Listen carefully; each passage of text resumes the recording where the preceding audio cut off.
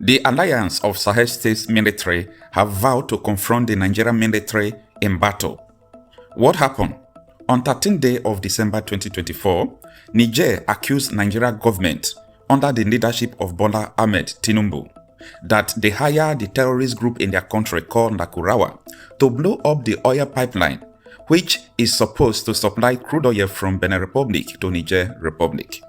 Niamey also accused Nigeria of accepting the France troops who were chased out of their country. They said the Nigerian government is a puppet government who is working with the Western powers to make sure they challenge and destabilize the alliance of Sahel states. The Mali, Niger, and Burkina Faso vowed that if there is any interference again, or if there is any one of the infrastructure that is attacked by Nigerian government, that they are going to retaliate, and this could escalate into a major war. Don't forget that this is international politics and battle. Russia is supporting the alliance states, and France is supporting Nigeria. So, are they going to bring the battle in Eastern Europe to Africa? First Post has more details. Shifting focus to West Africa now, where a rift between neighbors Niger and Nigeria is widening. In the latest, the junta-ruled Niger has accused Nigeria of colluding with foreign powers to destabilize its neighbor. Niger's junta has claimed that Nigeria is acting as a base for destabilizing actions, and that Abuja was involved in a recent pipeline vandalism that Niamey suffered. Niger also summoned the Nigerian envoy over the latest allegations. Earlier this month, Niger-Benin oil pipeline was attacked in Niger's Dosso region. Niger had claimed that forces based in Nigeria had assisted the Lukarwara terrorist group that attacked the pipeline. Responding to Niger's charge, Nigeria refuted its involvement in the pipeline attack. Abuja said that the attackers were neither backed nor assisted by Nigerian authorities. Niger also accused its former colonial ruler France of complicity with Nigeria and said that its neighbor had offered refuge to some French officials. To this, the Nigerian government said that there were no French troops in the northern part of its territory.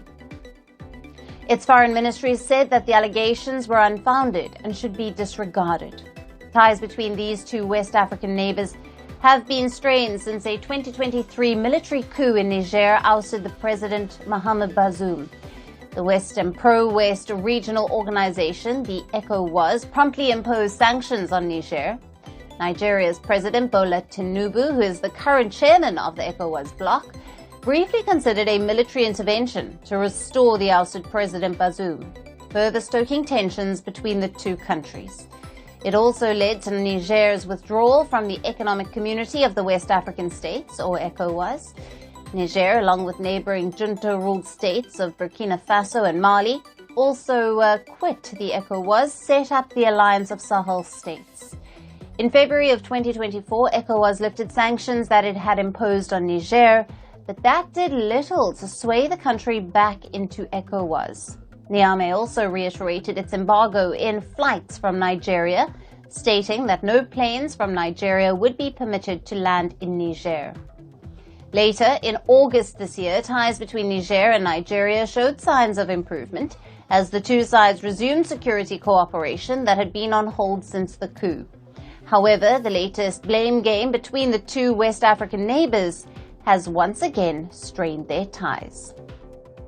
Truth, they say, is bitter, So Nigeria, I've always said that Nigeria, the creation of Nigeria is singularly, aside the slavery and the colonization and the subsequent neo-colonization that followed, the creation of Nigeria was the greatest evil done to the black race. And if I have all the time in the world, and I will explain in full details why I use the word black race. Because because the British, they know us more than we even know ourselves, So it was not by accident. They created it to make sure that the black race never rise, never. No, there's no anywhere in the world, be it Europe, be it South America, be it Africa, where you have one single black nation that is doing well. not even one. Because they said it. They openly said it that they don't want another Japan in Africa. They said it. It's not my word. Right. So they created it and they handed it over to the Fulanese to run it on their behalf. These are facts. You know, and anybody who doesn't know that they are the one running the country, I feel sorry for that person. So the country is not one, never will be one, and can never ever be one. So what is happening is that because there are people who are benefiting, the likes of the Tinubu, the politicians, because they are benefiting, they will not want to do the right thing. Remember that Tinubu himself said that he doesn't believe in one Nigeria because he knows that one Nigeria is a falsehood. He knows. Tinubu knows that one Nigeria is a falsehood. But for him, it's all about making money. So that's why he's pretending now, commanding the military to crush any agitator, to do this, to do that. But you see, sometimes I can never stop wondering, how did God create black people? I will keep wondering, you know, because these are very disingenuous people.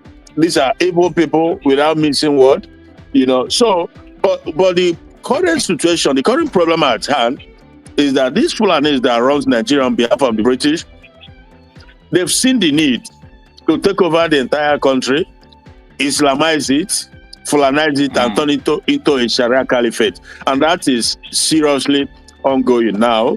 But they are very methodological, they are very persistent, they are very, they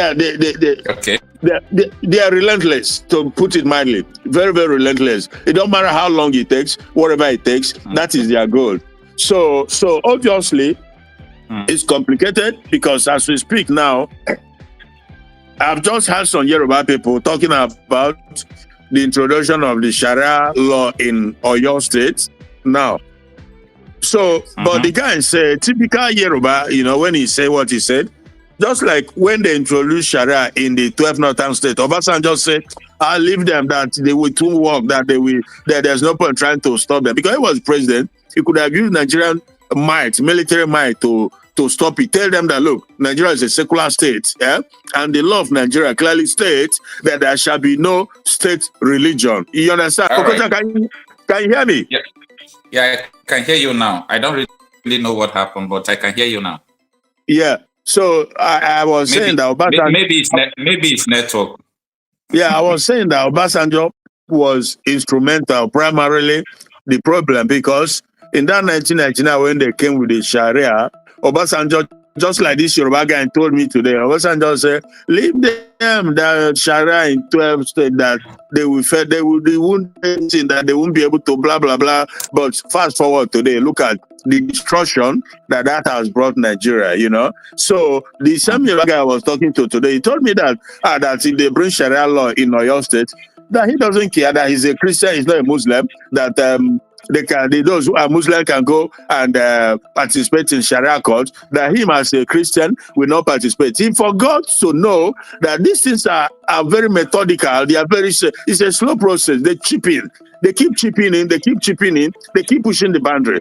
It's like if you give them 1 mile, they take 2 and they take 3. So at the time we come, as the Yoruba guy was saying, the time we come in that Oyo State, you will no longer have the right, because they can easily frame you. They can even say that you said something against Mohammed. Sorry to chip in this thing. Yeah, sorry to chip in this. What happened in Indore, Kwara State? Okay. Kwara State is typical Yoruba land. What happened? Okay. But it's gone now. Okay. So, you know why I say that? Because I believe that Yorubas, I don't know if I will use the word, but the Fulanis have conquered the Yorubas already. So I can assure you that. But because it's not yet very open and very visible, but one way or the other, they've penetrated so badly. And afterwards, their target, it could take 20 years, like Kule was saying. Kule Olaomi, it could take 50 years, whatever it takes. But they will keep teaching their children, their succession, their generation to come. They will keeping them abreast on how to pursue, how to continue. Therefore, the 50 years, whatever it takes, they continue on that trajectory. You know, so for them, Yoruba eventually, then we concentrate on the Southeast, which has always been their number one stumbling block. And the one area they've succeeded, in Southeast is to have the all the apparatus of government, like INEC, like judiciary, like Fed, all the apparatus, they're in charge of it. Meaning that before you become a governor in Southeast or a senator or whatever, you have to adhere. You have to adhere to the Fulani agenda. Otherwise, you can win election and they will rig you out, or Supreme Court will take you out until they put in somebody who will continue with the agenda. But I also can guarantee you that Allah will not go down without a fight. That you can be rest assured. But not that they will give up, not that the Fulanis will give in or give out, they will keep pushing, because this is whom they are. That is how they've succeeded in the areas they've succeeded. So, but like I said, it's unfortunate because all these soludos you see, it's unfortunate. When you say these things, most people are so naive, they don't understand it. All these soludos you see, they are all part of it. They've all been, one way or the other, either through oath or through whatever commitment it is, that they will allow the Fulani agenda to stand. So the some say that if you marry Igbo, a Fulani person, maybe marry Fulani, they will pay for the marriage. So even Joe Ibokwe, who is in Lagos, he said it. They are all in it. This is not just, this is a global phenomenon going on. Nigeria has been marked up. Let me ask you some questions, sir, so that you will join the question with your explanation. Now, I know that you are not a constitutional lawyer, but the Sharia, court or Sharia law, according to the available constitution we have in this contraption Nigeria. So it states that it will be limited to the 12 northern states. The question I'm asking now, they're about to inaugurate another one in Oyo State. Is Oyo State part of the 12 northern states? Exactly. Well, that's to tell you now. Well, it's like you've answered the question more or less. That's to tell you that the 12th northern state was a beginning, was a stepping stone, and over the years, over how many decades now, they've been able to consolidate, the positions in the country. They've been able to take hold of it all. Now they are using all the apparatus to push the agenda forward. And the people in the country seem like people who have either been bewitched or be so beaten, so badly beaten that fear has become so, the media, they can't even speak, they can't say, everybody is scared, because they run everything in the country. This I call it Fulani hijacked. I call it Fulani hijacked Nigerian system. We must speak the truth. That's a fact. And it doesn't matter what happened. They cannot stop us from speaking. We must speak the truth because we know it to be truth. So the thing is that as we speak now, in a normal situation, the question, there should be anger and question being raised that why is it that this thing is being introduced in Southwest, in Oyo, but nobody, you can see the media houses, the mainstream media, none of them is going there. They are not talking about it. Even when they try to introduce it in National Assembly, they just try to sweep it under the carpet, And so if you listen to the video of Kunle, like I always say, there will always be people from time to time that God will position and give wisdom to speak the truth. So the thing is, sometimes I have to say this, that you see the Igbos, there's this general hatred against the Igbo by some regional, maybe some smaller groups in the country. Why? Because they feel like the Igbos are pushing so hard to leave them out of this mess, out of this entanglement, this shackle, this evil entity that is not going anywhere but only heading towards one direction, that is Islamization. There's no two ways about it. And they've been on it for decade and decade and decade. They've applied poverty. You see, the level of poverty in Nigeria is like never seen before, and it's not by accident. It was deliberately orchestrated. Because when a man is hungry, you can manipulate him. You give him 10,000 naira, he gets your vote. So these things were well planned, well orchestrated. They are using the hunger, the starvation, the poverty, and then they are using terrorism too, which they are the ones sponsoring and protecting them. And you look at Nigeria, you begin to wonder. Kemi, the young lady in London, she said what she said, but people try to downplay, they try to call her names, but for some reason she spoke. but she spoke the truth. That Shetima, heaven and earth knows that he is one of the founders of Boko Haram. But Nigerians are pretending as if they don't know, but it's truth.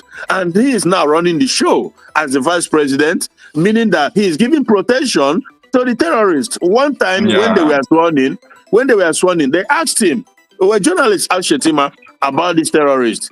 Shetima said that it doesn't require the force of arm to deal with them, that they have to dialogue with them. Can you imagine that? That kinetic action. He was talking about kinetic. That's Shetima. So he's protecting them. He tried to deny something, but we have various videos of Shetima, dining and meeting with all these terrorist groups in the north. There are lots of videos of it. He tried to deny. Yeah. But so my brother, I feel sorry.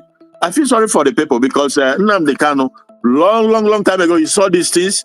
He said it, and that is primarily one of the aggros, one of the anger they have towards Nnamdi Kanu also, like this Fulani. Because he really exposed their plan, right? Yeah. He exposed it completely. And on the part of the Igbo politicians, I was telling a guy in a program today, I said, all the Igbo politicians, the governor, the senator, I said they are all in it. Don't trust any of them. They come out and tell you, Nnamdi Kanu will be free, Nnamdi Kanu will be this. It's all bunker. They are lying to you.